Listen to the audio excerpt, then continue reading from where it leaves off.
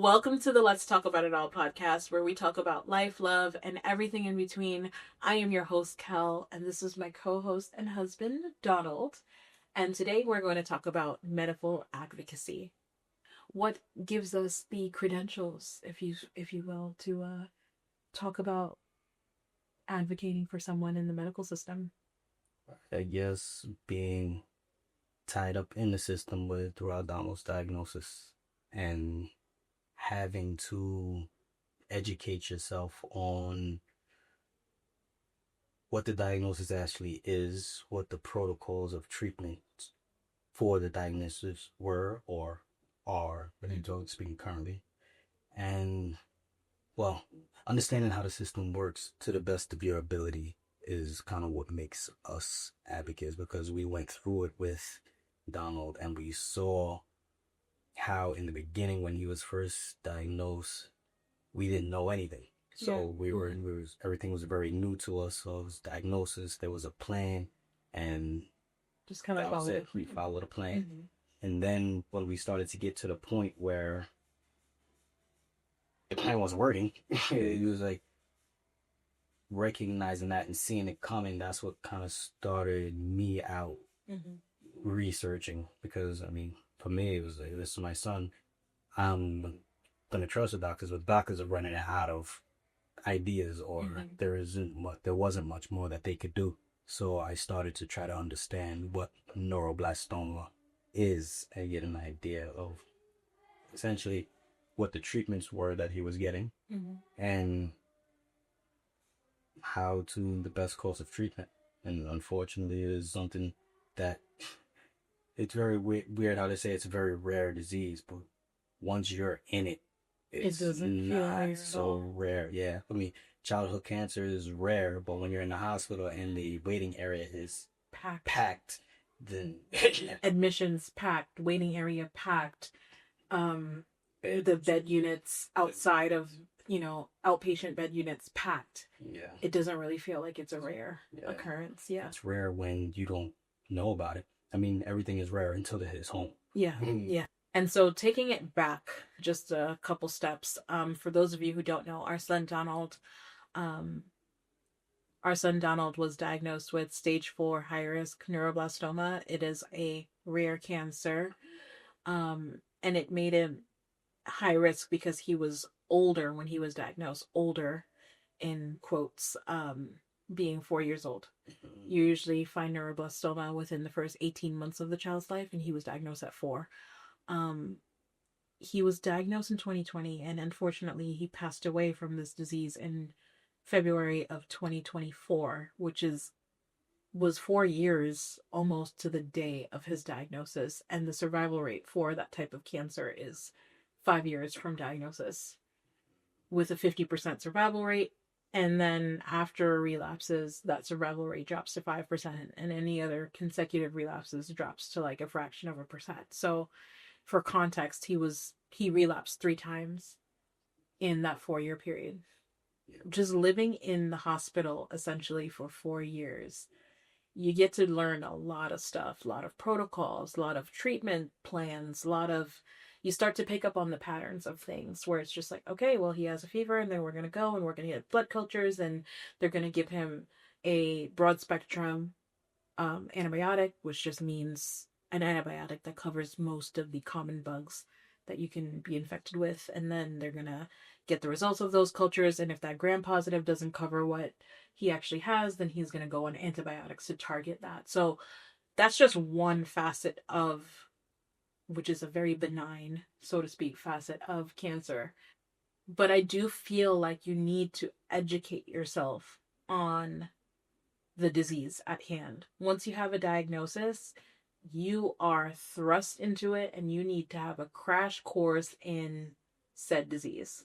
Whether it's cancer, with your mom, it was also cancer. With my mom, it was organizing pneumonia, which is a rare pneumonia. Rare seems to be the trend in our family.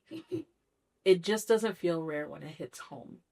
But you also have to not just educate yourself on the treatment and the protocols and what there is to do and the potential side effects, because I feel like and this is going back to my oncology days when I used to work as in research for a medical institution. Um, they don't necessarily properly give you informed consent. Like, you need to know the risks and you need to know the benefits. You know, a doctor will come up to you and say, hey, listen, we need to do this bronchoscopy. It's going to clear her throat. It's going to help relieve her of mucus. It's going to help get oxygen in her airway. She needs this. This is in regards to my mom. But what they won't say is, yeah, there's a chance where we can perforate the lungs. There's a chance where we can do X, Y, and Z. And once I started, I'm like listening for it. I'm like, and the risks are, you know, dot dot dot, and it's like, oh well, this can happen, but it's very rare. It's very rare, and they'll always downplay the risks and always upplay the benefits until one of the risks happen, and it's just like, well, we told you about it, but you made me feel comfortable. So these are the things where you need to understand what is happening. And unfortunately, you don't have an advantage if you're not in the medical system already, if you're not a clinician. Yeah. I mean, a lot of these things, when you start dealing with doctors, they have a lot of knowledge and a lot of book smarts. But when it, what I've experienced is common sense is almost non-existent. Because, for example, dextrose is a simple sugar. And with one particular instance, Donald had to go to the hospital. He has a fever. And I just, they thought he was septic. Yes. And so. Septic just meaning the bacteria went from one localized place and now infiltrated your blood. Mm-hmm. So yeah, they were operating as in they believe you're septic. Like, okay, you believe he's septic. You don't know if he's septic. You haven't gotten the cultures back yet. And my question was, well, why are you giving him an IV with dextrose in it? And the doctor responded that, well, it's a very small amount. It won't really have an effect. And then just in research, and I'm no physician, I don't know, but common sense tells me bacteria feeds on sugar, so actually giving him more, no matter how much, would trigger more of a reaction. But that was my standing, and the doctor, he didn't agree. But me being the caregiver, I demanded, well, you stop that. You want to give him that, stop the dextrose. You want to give him IV, you give him plain IV. And that was that. They couldn't tell me anything otherwise. And that's exactly what happened. And sure enough, within that same night, a few hours later, a couple hours, everything broke. His fever broke. And I started to recognize the pattern. It was like, it'll be okay, but he'll get the IV with the dextrose in it, and then he would get a fever. And it was like, you know what? We're cutting out the dextrose. And when the doctor told me that it's such a small amount of dextrose, but I started to do some research, Google, yeah. But not just any Google, actually go onto PubMed and actual sites that doctors use for research. Mm-hmm. Because, I mean, you can't go there with a Wikipedia source or just with no facts. That's something I had to learn. Like, if you want to say, if you're going to have a suggestion or want to make a comment to a doctor, you have to be able to back it up. Backed by research. Like the NIH, PubMed, like you said, those like government websites that are known. Again, you said the doctor.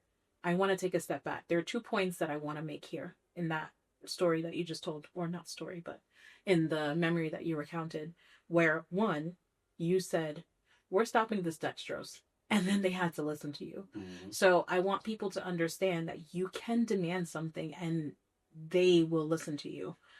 It's because you don't demand it that they don't listen. That's number one. Number two, you said that you came with research. You spoke their language. Yes. So that's a very, very important thing to note, where you can go and you can speak to someone. I can go to a Frenchman, right? And speak English to him, and there will be a communication barrier. Yeah. He might know a little bit of English and he might be able to piece together something, that semblance of what I'm saying, but to understand fully, I need to learn his language or he needs to learn mine. Mm. The doctors aren't going to take the time to learn our language as the caregiver. They're not going to do that. So the burden is on us to speak their language. Mm. Learn that medical jargon. Yeah. Like septic. And I'm explaining these things because I would say the average person doesn't understand what septic is, what dextrose is, what this is, what that is. And so being able to understand and then spit it out back at them and know what you're talking about. It's not just using the medical terminology. It is actually understanding it and using it in the correct context. Is what's going to give them like, oh, this person here is intelligent. I can't tell you enough. Going back to clinical research and working at the hospital in research, the doctors think that people are dumb. And that is just a fact. They think you're stupid because they have gone through all of this schooling. They've gone through this rigorous testing. They've done so much that they look at the average person as a complete idiot. And I'm saying that in the kindest manner that I can. Because, for example, there were protocols written by clinicians, by the doctors, and my role in clinical research, like I said, I am not a healthcare professional, so my area of study goes as much as a bachelor's degree in science. And you didn't even need a science degree to work there anyway. You could literally, my manager was a theater major. So we're looking at this and we're reading it, and there was a lot of Google next to it because I just didn't understand the jargon. But after a while, after reading certain protocols, you'll pick up a lot of stuff. And then when we would question them, like, okay, this part of the protocol is conflicting with this part, that doesn't make sense, or the patient didn't receive this as per protocol, the doctor would literally be like, how do you even understand that? How do you, a non-clinician, understand such a complex document? I've had that said to me before. And I'm working there. So I can't even imagine how they see a non-clinician, a family member, an advocate. They're going to be like, okay, this person is out of their mind. They're so stupid. Nope, not listening to them. I mean, and that was one of the biggest things that we realized at first, like when you speak to a doctor and they completely dismiss what you're saying and just like, I guess first, well, for me, myself, first you get pissed off. You're like, okay. But then when you kind of swallow your pride a little bit, you're like, all right, maybe I was dead wrong, or I was off, or I didn't use the right word. It's like, okay. So it almost became like a battle, a challenge, a battle of intellect. And because as you were saying, like, they kind of treat you as if you're dumb and you don't understand. And when you're able to actually understand and put it back to them, I had to learn how to recognize how they spoke in a matter of fact and kind of a leading way to kind of prove their point.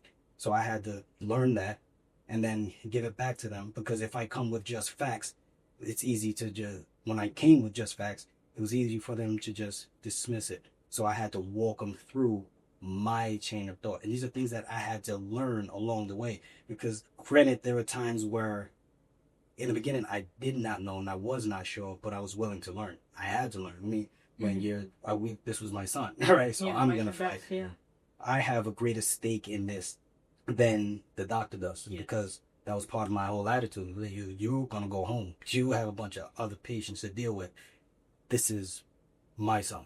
So I took ownership of that, and I had to educate myself as much as possible. So in learning and dealing with the doctors, I had to learn for myself how they communicated and how I had to phrase things so that they would hear what I was actually saying. And that came from literally understanding where you want to be and going backwards and walking them through step by step, even down to one of the instances dealing with, I think one time we were dealing with Donald. You had a feeling that I think they're going to want to suggest him a specific medication. So you went and did your research ahead of time. And we knew the oncologist was calling. We knew that she had that in her mind. And then, so we did some research on medication. And then when he called, sure enough, that's what he was going to do. So being a step ahead, going forward and understanding what's happening and keeping up with the current research and the current The trends, protocols or yes. medications or trials that are going on. Yeah, those things are ever changing. And I do want to also note as well, like when we're saying doctors, there's so many different levels of that within the medical system. You have the resident, which is still a student. You have the fellow, which is a step above the resident, which they're still learning, they're specializing, and then you have the actual attending. I'm sure I'm missing some things in there, but generally that's what it is.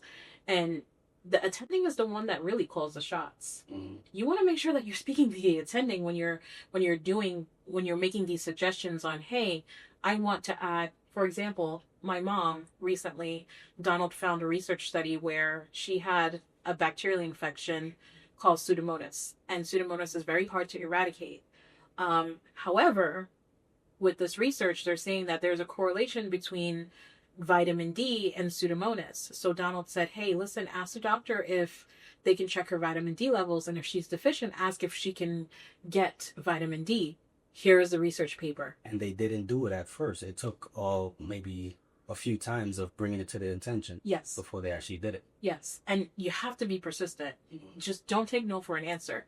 And also be willing to learn. In the beginning, ask tons of questions. Ask questions about any and everything to the nurse, to the doctors. Like when I say doctors, I mean the residents, the fellow, the attending. Ask every single question. Sit down, and you're using them almost as a crash course in learning as well. So you're not just depending on the research that you do in Google, which is, or PubMed, or whatever government website that you're looking for as far as research.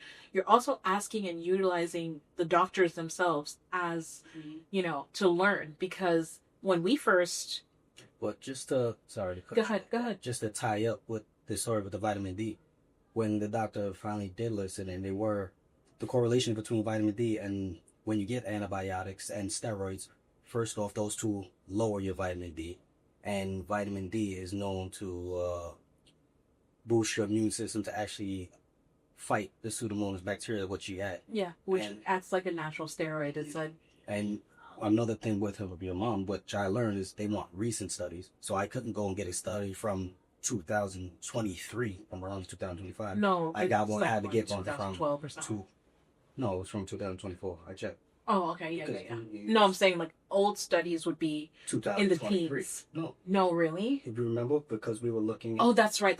Because there was a new study that came out since then that kind of rebutted that study. So you got to make sure that you have the most current, most recent studies. Yeah. So that's something that we learned from listening to the nurse that was dealing with your mom, because we showed her one study involving. This wasn't about the vitamin D. This was about something else. I think it was high vitamin C or something like that. I think so. That's right. Yeah. Yes, that's exactly what it was. And she mentioned, oh, this is old. It was like, this thing is, it's like what? It was from like 2020. It was 2020 something. It wasn't that old. It wasn't that old. Yeah. So okay. But learning that, I was like, okay, if I'm gonna come with a study, I have to make sure it's recent. The most recent. So now, just looking at any studies, looking at the most recent. So that bit of knowledge help me to my selection of what I'm looking for or what to recommend.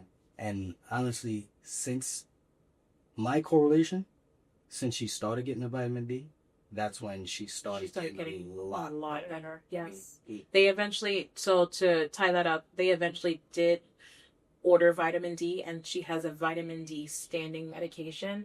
How much are they giving her? That's one of the things that is, we have to kind of figure that one out. However, they did give it to her after seeing that research study. So that's just one point where it's just like, hey, I have this research. Can I email it to you? Can I show it to you? This is the title of the study. These were, it's from 2024. It's very recent. It's showing that this is something that's promising. Is there a negative, would it impact her negatively if we do decide to implement this vitamin D? Like Donald said, risk versus benefit. And that's something that started to weigh a lot. Like we mentioned it one time, and then all of a sudden everybody started saying risk versus benefit. But it is true. Whereas is this going to cause her more harm than good? But with the risk versus benefit, that goes back to with Donald. Yeah. Because learning their jargon, right? The oncologist kept mentioning, yes, we have to look at risk versus benefit. So okay, that's how you want to approach things, fine. We started using it. So what's the risk versus benefit for this? Why? Mm-hmm. What is the risk of actually using? We can bring what we were dealing with Donald and his into what we're dealing with your mom. Like, what's the risk of using vitamin D? Is there any risk? Is there a versus benefit? Okay, then why can't we use it? Mm-hmm. So it's kind of like phrasing it.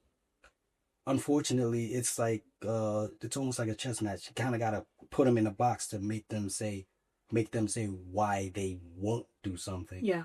And then, if you want to use one of Kel's best tactics, get it in writing. Oh yes, we'll talk about that later on in the episode about my writing, but just to piggyback off of what you were saying, they won't prescribe something that they would later on have to then explain why they prescribed it. So just because high levels of vitamin C, for example, could have cleared her lungs in a certain way, this research shows it. This research kind of debunked it, or said, no, well, it's not debunk. That's not the right word, but more of an updated one is just like, well, this is more inconclusive. Mm. If this physician gives my mom the high dose vitamin C, let's just say, we'll do it. And then there's an anaphylactic shock that happens. Now they have to account of why they chose to give her this medication. Yeah. And their license is on the line. I will tell you this right off the bat, no physician will ever put their license on the line for a family member, for an advocate, for anybody. That benefit has to outweigh the risk so heavy that they're willing to put their license on the line for it. Yeah. I mean, I don't know. This is my own speculation, but I don't believe that there's many doctors out there willing to take the risk to say that this is what I believe, even though it might be contrary to the status quo. No, I don't think that. I don't think that there are many clinicians that are willing to do that at all. Yeah. They want to protect their livelihoods, rightfully so. I'm not saying anything about that. However, when it's your family on the receiving end, you're like, can we try anything to get them better? Yeah. And when you're met with, well, that study is old, or, well, there's no rationale for this, or that benefit really doesn't outweigh the risk, it's so frustrating. Yeah. And, one of the things I learned, because with Donald, is with certain things, you have to be open. You cannot just go into it like, this is what you have to leave emotion out of it. Right? Mm-hmm. Because you have to be very logical, very understanding, because when we would, when Donald was in the ICU for that period of time, and me sitting talking with the doctor, and him bringing studies, because it was I was reading about vitamin C, and I was educating about vitamin C and how it actually works in our body on a cellular level, and what it does with helping the body to balance between aluminum and iron. And when the heavy metals. Yeah, the heavy metals in the body. And when he brought me to study, it was like, okay, I had my own research that I knew, and I knew how the vitamin C worked. But then when he brought me a study, it actually broke down more about how it worked, and studies that actually used it, and the risks of actually using it. So it allowed me to expand. So I was like, I knew what I knew, and I knew how it could help, but there was another side of it. So I guess it goes to the studies that kind of have conflict. Like, yes, it does work, but it does open you up to these other things. Yeah. So it's like, yes, educate yourself as much as possible, but also being open to like someone else, because it is it's a battle of intellect. It is a discourse. So like, you come with what you know, and be open to what the doctor knows as well. But the problem that we were running into is we weren't getting a lot of common sense from doctors. We were just getting book knowledge in generalities. Yes. And it was like, it didn't go much further than that. It was like, one of the situations that what really set me off is when the nurse was saying, that's above my pay grade. Oh, yeah. We were asking her a question, or there was something going on with Donald. Yeah, because he was fine. He went in, he was going for treatment, and I think he was getting one of the, it wasn't the 3FA, but it was the other one. The dinutuximab? Yeah, and that caused him... Those are immunotherapies? It caused him to become... His heart would start tachycardic. His heart was going fast. Yeah, and then the nurses rush in as if it was an emergency. So I'm like, okay, what's the emergency? What's going on? And then she's telling me, oh, it's this, it's that. And I was like, okay, so what is it about this medication that's causing this? And she says, well, I don't know, that's about my pay grade. And that's what set me off on my journey. It was like, okay, if you have your pay grade, well, Yeah. no, I have to You know, understand it's my going to be part of my pay grade then. yeah. Yeah. So Yeah. Yeah. Absolutely. that's what it was. That was a huge trigger for me. Yeah. And then also, this might set some people off, but just because you're in a world-renowned institution doesn't mean it comes without flaws. Oh, Doesn't mean it comes without challenges, doesn't mean it comes without frustration. I love my son's oncologist. He literally was the best in the entire world for my son's diagnosis. And there were still shortcomings there. There were still challenges. There were questions that couldn't be answered. Whether it was just so complex because they're still learning about neuroblastoma, or whether his case specifically was just complex. Everything about our son was rare, rare, rare, rare, rare. And it's like, oh my gosh, okay. And when you're in that rare camp and you don't have answers, it makes things very frustrating and very like blurred. Yeah. For sure. And there was yeah, go ahead. No, there were trials going on with his specific mutation, but everything was only in what, stage 3 or stage phase 1. Phase 1. It's called phase 1, which is and for my put on my research hat, phase 1 is like a dose finding. So they're giving patients different doses to see which would be effective. And that wasn't what we needed. We needed something that was already in like phase 3 or 4, where it's almost ready for FDA approval. And we didn't have any of that. Yeah. So being a good advocate means you do your research. Being a good advocate means that you ask and you inquire of the clinicians that are available to you. And I use the word clinicians because doctors, nurses, physician assistants, like all of those fall under the purview of clinicians. Like you working in that setting, and they're very, very helpful. I haven't met a doctor really that was super annoyed by questions that we asked. Maybe slightly, but it's just like, so from the most like benign thing was just like, why are you putting that IV there? Why did you choose that instead of here? Or how much blood are you going to draw? Or what's the next steps about this blood draw? Are you sending it to the lab? What are you testing for? What are you looking for? How long does it take before cultures come in? Septic, what does that mean? If you don't know what something means, you ask it right then and there. Can you explain that for me a little bit more? I just want to understand. And try to really retain that and remember that. Because like we said earlier in the episode, using their language back at them will cause them, one, to respect you. The level playing field. It kind of evens out the playing field. Even though you're not a clinician, it levels it out a little bit more, and they'll respect you, and they won't see you as somebody that's utterly stupid or an idiot. And two, and another one is to do your research, ask the questions, use their language with them, and then recognize the patterns that are happening, because things tend to formulate around patterns. So you'll understand things a little bit more. And once you recognize a pattern, you might be able to add something that the doctors or the clinicians don't even realize. They're so protocol focused that sometimes they need somebody that sees things out of the box, out of the ordinary. Yeah, I mean, with you just saying that is one of the things that I'm not sure how it helped your mother, but when a doctor dealing with the pneumonia, he came back to you, was like, is there anything? Oh, yes. So let me tell that story real quick. So my mom, in October 2024, was diagnosed with organizing pneumonia, which is a pneumonia that you get not from a bacterial infection, but it's an inflammatory response. And so that inflammatory response attacks certain organs, whether it's your lungs, your kidneys, your liver. In her case, it was her lungs. And it just creates this cytokine storm sort of in your body where it's just a hyper inflammatory response. Think of an autoimmune disease where your body attacks itself. And so it was behaving like that. And she's 59. And for reference, that's very young still. And the doctors were just baffled. They were confused. They had no idea what was going on because in her past medical history, she had no history of an autoimmune disease.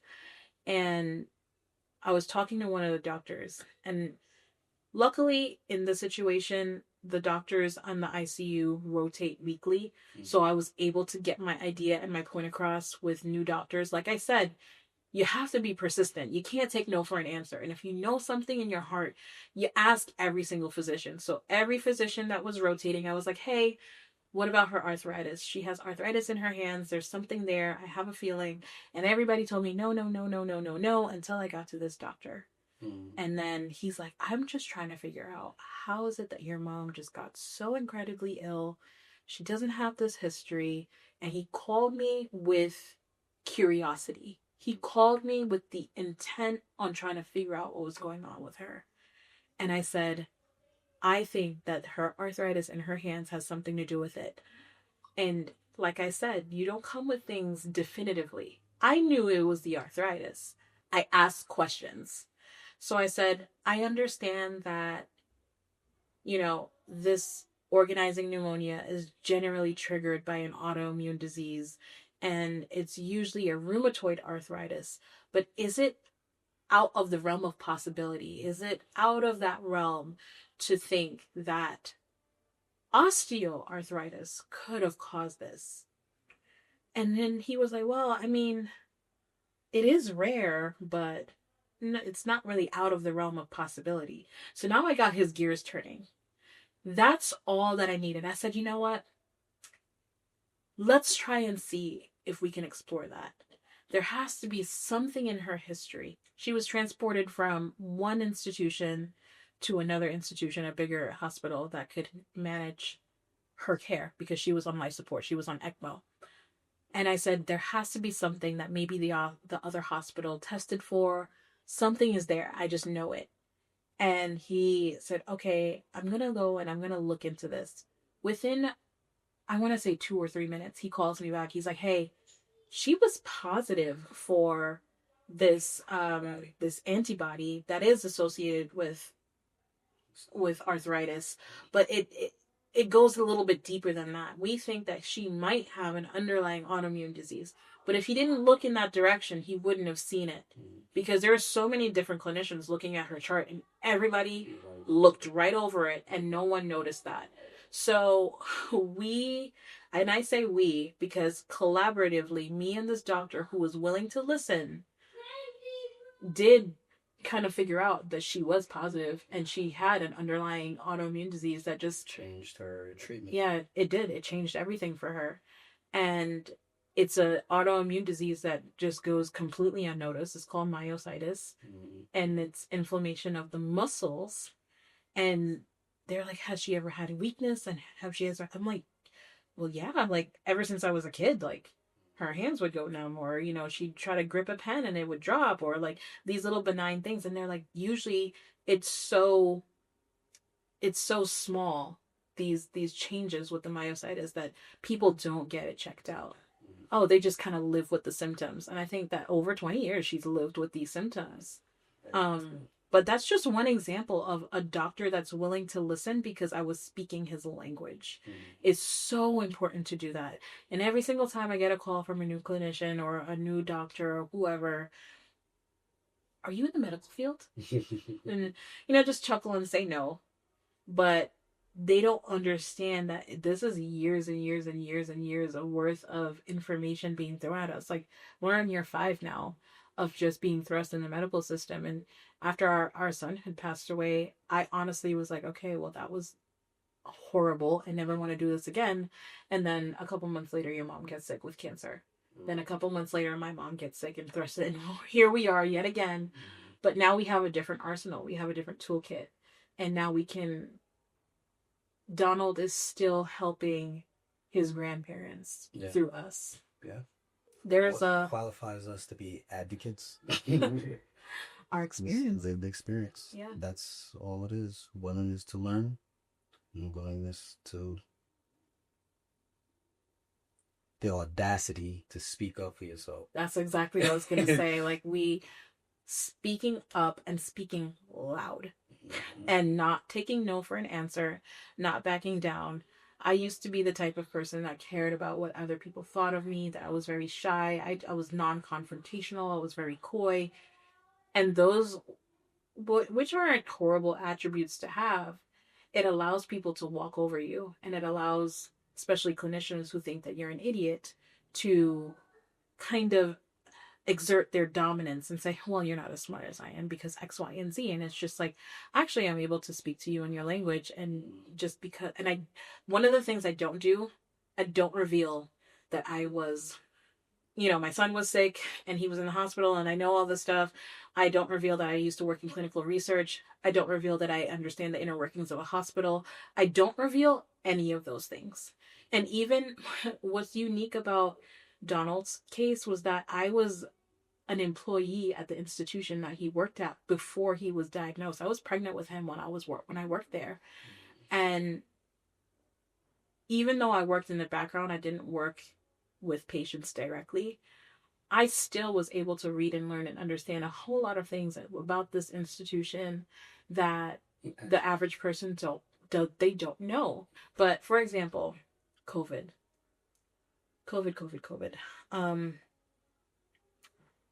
The treatment that Donald had at the time was immunotherapy. And immunotherapy is notoriously known to cause fevers. And get the treatment, but they now have a COVID protocol. COVID protocol is that nose swab. Everybody remembers the nose swab. It is unpleasant. To get the treatment to begin with, he needs to get the nose swab. When you get to the hospital for inpatient, you need the nose swab. You need all of this stuff. And he was in such distress that I declined the nose swab. I said, listen, we're not doing this right now. He had immunotherapy earlier today. It is known to cause fevers. I'm not trying to be a pain, but you're not putting that in my son's nose right now. Like, he is not feeling it. We're not going to do this. And so the nurse goes out and she speaks to her nurse manager, and the nurse manager tells her, well, that's our protocol. You got to get this nose swab. So now this is where the nurse manager should have stepped in and spoken to me. She did not speak to me, even though I requested to speak to her. That's also something that you do. If you're not getting your point across with the person that you're speaking to, always ask for a supervisor. Be that person. I requested to speak to the nurse supervisor or the nurse manager. She declined to speak to me. She was speaking to me through her staff, and I was like, respectfully, you're not going to touch my son. You do not have my consent for it. They need your consent to do anything to you or your loved one if you're their healthcare proxy. They need your consent. I did not give my consent. What this nurse did was beyond, I have no idea what she did afterwards. But coming into the hospital a few days later, they had Donald on isolation precautions, and I was like, why is he on isolation precautions? And they said, well, he's positive for COVID. And I was like, not sure how he's positive for COVID because he didn't get a COVID swab. And they're like, well, that night he did. And I said, you want to be very careful with how you're going to answer this question now. My son did not get a COVID test. So either your nurse is saying that she performed an exam or a test on my son without my consent, which is illegal, or she forged his test, swapped something else, and submitted it as him, which is also illegal. How did this COVID test come about? And these are you have to ask a lot of questions instead of statements as an advocate. And that put them in a very hard position because they had to open up an investigation and do this and that. And while they're opening up this investigation, they treated my son and I very poorly. And when I say poorly, we were going upstairs and they said, you got to call before you come inside. He's still in isolation precautions, and this is after we said he was not. He did not get a COVID test, and they left us outside in the cold for about 20 to 30 minutes, waiting for somebody to come downstairs and escort us upstairs. Um, and then when we were done with all of his stuff for the day, they just let us go. They were like, "All right, we'll see you next time," and we could then roam around the hospital whenever. So I think that there was an example trying to be set, and I wrote a scathing email to the point where quite literally it takes 45 minutes to read the email, literally. And they saw, oh, she's not just complaining, she's documenting everything that happened. And I sure was. Because they could have opened them up to a lawsuit or a very, very bad press review. And yeah, don't play with mom and her child. But I would have done that for anybody in my family, not just my son. I would have did it for my mom, my aunt, anybody in my family. Start documenting. One of my things that I do is that I ask for everyone's name. I am naturally a personable person. I like to get to know people. I like to talk. And I'm like, hey, I'm Nikel. Good to meet you. And I think one of the most respectful things that you can do is to get someone's name right and then remember it the next time. Because people get my name wrong all the time, I make it a really big point to know their names. But once you start knowing people's name, you can then say, hey, Allison. It goes both ways. It goes, yeah. Yo, we could be the coolest. But I know you're not. Exactly. And I'm not going to say the nurse with the blonde hair that was treating him on Saturday. I can't remember her name, but she said X, Y, and Z. Or there was something that occurred that was very, that was not okay. Oh, gosh, I can't remember the name. Remembering people's name goes a very, very, very long way. And also being yourself and being personable goes a long way as well, because I remember there was an incident. Oh, with that COVID incident, to round out my story, my son's oncologist stood up for me, even though he wasn't there. He's like, that's not how that family operates. They operate with integrity, and if she said that didn't happen, I believe her. And that just just be yourself, be personable, don't be disrespectful. Being an advocate doesn't equal being disrespectful and loud and rude and obnoxious. It does not equal those are not attributes of a good advocate. Attribute of a good advocate is to understand the language and actually speak to someone with respect. You listen, you learn, and engage. Listen, learn, and engage. Yeah. I like that tag. Yeah, right? Yeah. That is good. But long story short, profusely apologized. The directors got involved of the institution, the director of nursing, the assistant director for administration, as all the big wigs got involved with this case, because I think they knew they could have gotten sued. And I said, take that positive COVID test off of my son's medical record. Oh, we can't do that. I am so sorry. That's not something we can do. It's already in the record. And so now I pull a card that they don't know that I have. Hey, if you look, my name is all over this institution because I help write protocols and stuff. So, as somebody that helped write protocols and somebody that was in quality assurance, I know for a fact you can remove a record off of something off of a patient's record. I need this done in 2 weeks, max. Because I also know the time frame in which it can get done. Because I have told people to do it in this institution. So I understand that you say that you can't get it done, but I need you to go and figure it out. And it got done. It was So I understand that that's a unique situation where I worked in the institution and stuff like that. But just know, don't take no for an answer. Exactly. Sometimes they'll tell you, they'll be being dismissive. You don't know, so they can just tell you whatever you want to hear, or just flat out just ignore you, and that'd be that. But with that piece of information, just leave. It's just like, oh shit. That's why you gotta educate yourself as much as possible. Yeah, it's just like that. She knows. She knows. She knows. Yeah. Oh yeah, I knew, and I wasn't gonna back down, and I let it be known that moment where I'm just not that one to be messed with. I am kind. I am courteous. I'm still friends with some of the nurses, honestly. Even though my son passed away, like, I'm still friends with the nurses. However, I am a fierce advocate. Yeah. And I know when to joke and I know when to be serious. And I had to do that again with my mom. I know when to joke and I know when to be serious. And when I'm serious, I am very to the point. And I I can almost scare myself when I advocate, because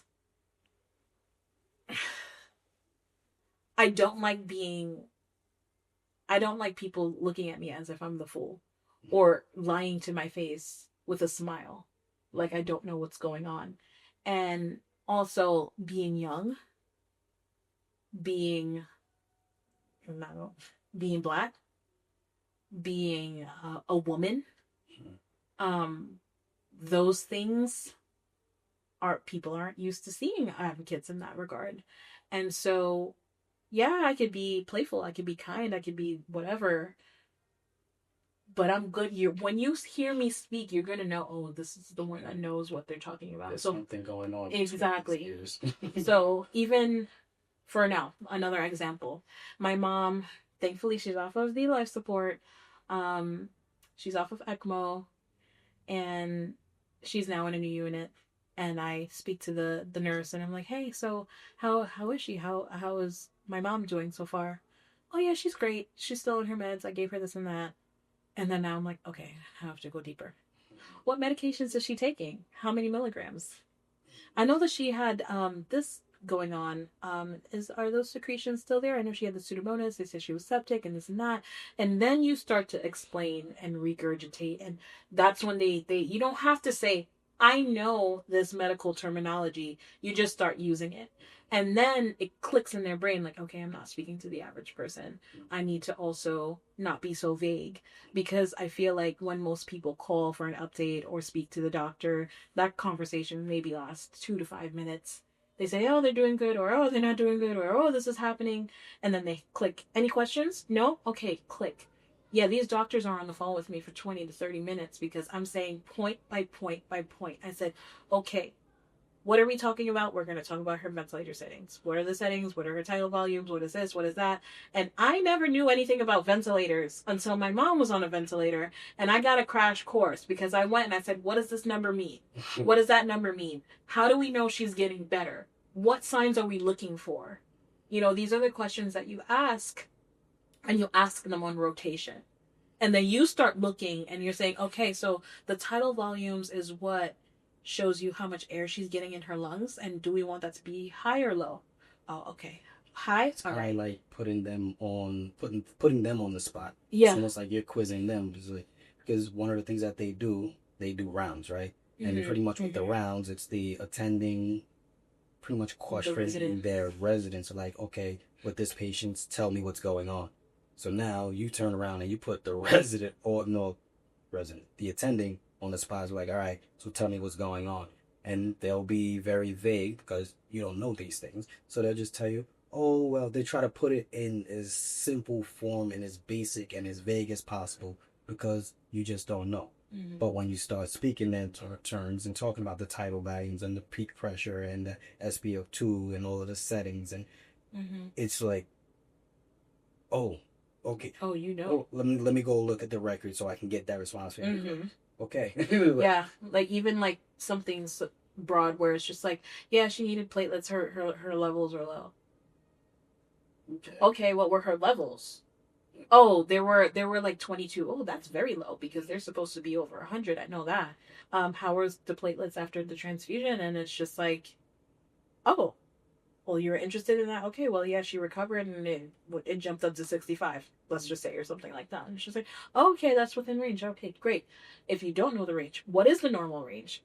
How do we know it is low? How do we know all of these things? You only know if you ask these questions. And these are very important questions to know. I would also say get a notebook, start writing things down, because when you write, well, for me at least, when I write things down, I tend to remember it better. So have like a dedicated advocacy notebook if you know that your loved one is going to be in the hospital for an extended period of time. Yeah. So you can question, like have these questions. Okay, how are these levels today? How are that level today? So you can even track mentally. Okay, they're doing better. Because there was a point in time where they told me that to pull the plug on my mother. And I was like, that's not happening. not from an irrational standpoint, but from a clinical standpoint as well. And I said, hey, listen, she's communicating with us. It's not like she's brain dead. It's not like anything, like she has no activity here. She's communicating with me. She's doing head nods, yes and no, and yes, they were faint, but she's still there, and I'm going to give her more time. And I think it's also, I don't know if you're atheist watching, but there's also a faith-based thing involved as well. Because going back to the whole cytokine storm with the organizing pneumonia with my mom, I was praying in the morning and I was like, God, please help me. What is wrong with my mother? And cytokine storm popped in my brain. I was like, come on, I do DIY. I'm not thinking about medical terminology here, but researching cytokine storm, I see that this is something that affected my mom. We have so many more examples of advocating, being a strong advocate. And like I said, being a strong advocate doesn't equal being disrespectful. It just means that you come with facts, you come without your feelings, you come just objectively speaking, this is the truth, and this is what it is. And then you pose questions and force the physician or the clinician to answer those questions in a way that is not just brushing you off or whatever. Oh, well, it's just complicated. Oh, explain it to me. Mm-hmm.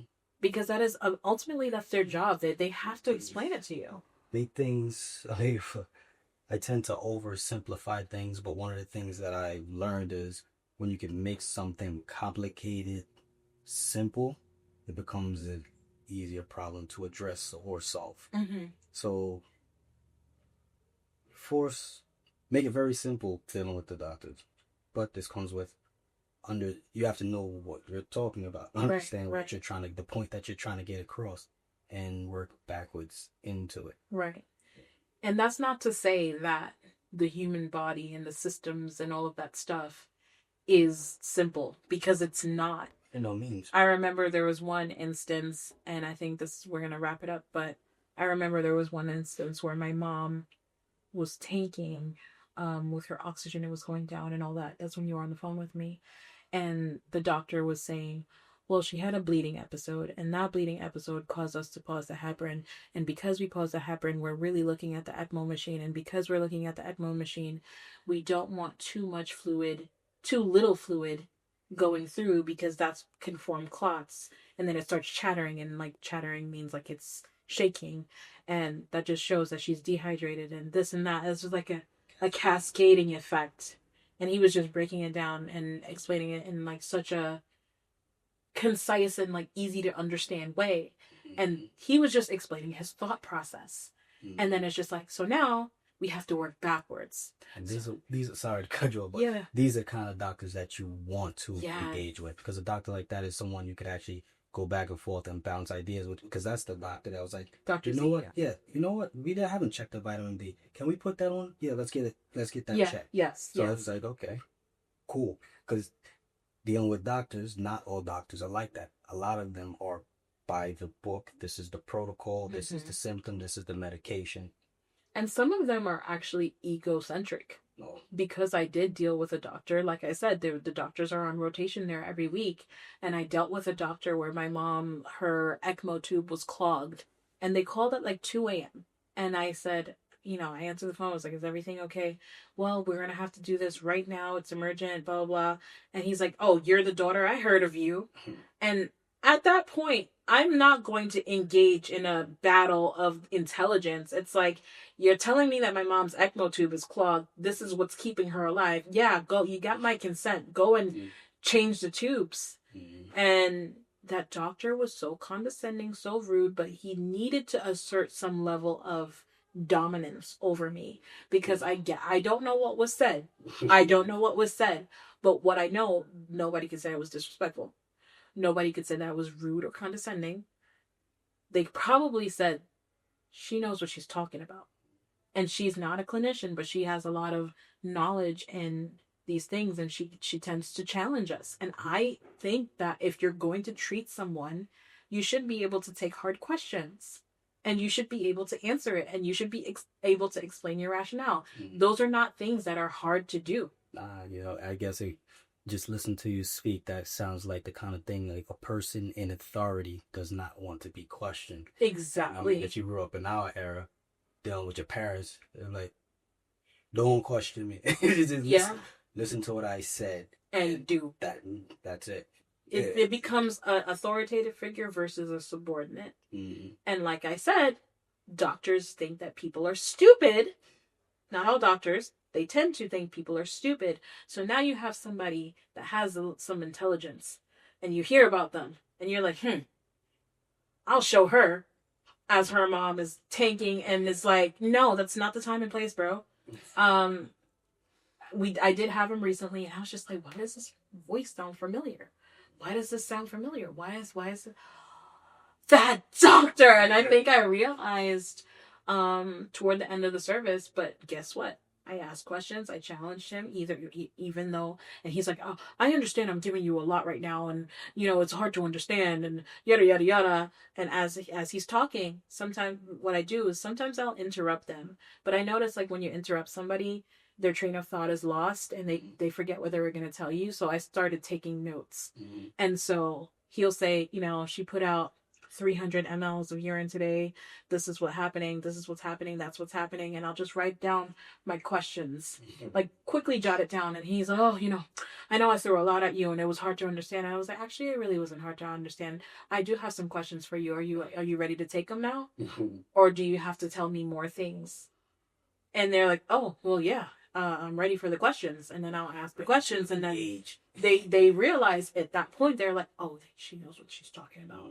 And that doctor was not disrespectful to me as he was that time, where it's like, I've heard about you. Yeah, you heard about me, because now when y'all tell me to pull the plug on my mother, and I was like, absolutely the F not, within 2 weeks, she was off of that ECMO machine. And then I think it was 3 days, she started to improve. Yeah, within I got there on Sunday. By that Friday, she improved. So less than a week, and then a week after that, she got off of life support. And honestly, I think it was me being able to see her every single day, praying with her, encouraging her, talking to her. Yeah. Like, because when you're in, like, at that point, she was in the bed for 3 months, so that just weighs on you heavy. And you don't have somebody to talk to you, and the people that are actually there, because I'm not in the same state as my mom, the people that are actually there, yes, they can go see her, but they also have a life of their own.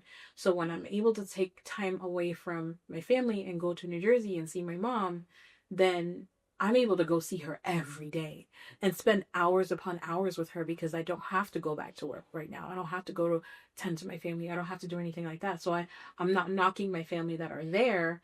I'm just saying that's probably what it took and what she needed to get out of that. Yeah. So there was a lot said today. I hope that this video was very helpful.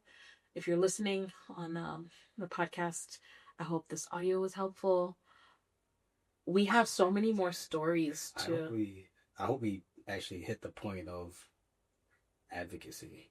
Do you want to just list it? Yeah, we did talk a lot. Do you want to list it out real quick? Bullet points. Good advocate.